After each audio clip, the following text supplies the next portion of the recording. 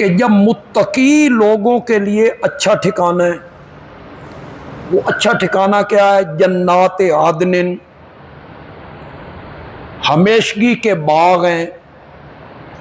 مفتحۃ لہم الابواب، اور متقی لوگوں کی عزت افزائی یہ ہوگی کہ جب وہ جنت کے قریب آئیں گے تو ان کے آنے سے پہلے جنت کے دروازے کھلے ہوں گے کہ انہیں وہاں آ کر اتنا انتظار بھی نہ کرنا پڑے کہ چند لمحوں کے لیے رکو جنت کے دروازے کھولے جا رہے ہیں، بلکہ جس طرح عزت افزائی کی جاتی ہے کسی مہمان کی، اللہ بھی جنت کے ان مہمانوں کی عزت افزائی کرے گا۔ ان جنت کے باغوں کے دروازے کھلے ہوں گے، متقین فیہا، وہ ٹیک لگانے والے ہیں وہاں، یدعون فیہا بفاکہۃ کثیرۃ وشراب، منگوا رہے ہیں بہت سارے میوے بھی اور بہت سارے مشروبات بھی،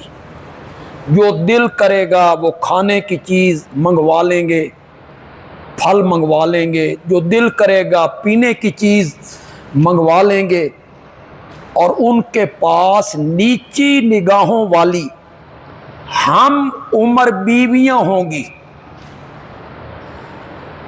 اور جب جنت کی نعمتوں میں وہ پہنچیں گے تو اللہ انہیں کہے گا ھذا ما توعدون، یہ وہی نعمتیں ہیں جن کا رب نے دنیا میں تم سے وعدہ کیا کہ اگر میرے احکام مانو گے، شرک نہیں کرو گے، توحید پر کاربند رہو گے تو میں یہ نعمتیں تمہیں عطا کروں گا۔ یہ وہی نعمتیں ہیں، ان ھذا لرزقنا، یہ ہے ہماری دی ہوئی روزی، ما لہ من نفاد، اس نے کبھی ختم نہیں ہونا۔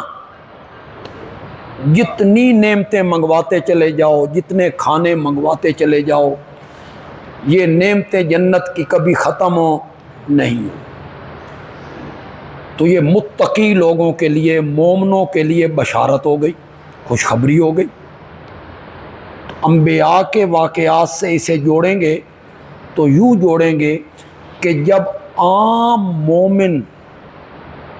متقی ان کے لیے اتنی نعمتیں تیار ہیں تو انبیاء کے لیے کیا ہوگا؟ وہ تو بہت اعلیٰ لوگ ہیں، افضل لوگ ہیں،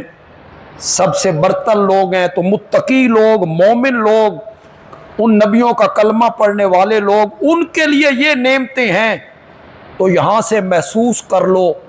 کہ انبیاء کو اللہ کن کن نعمتوں سے نوازے۔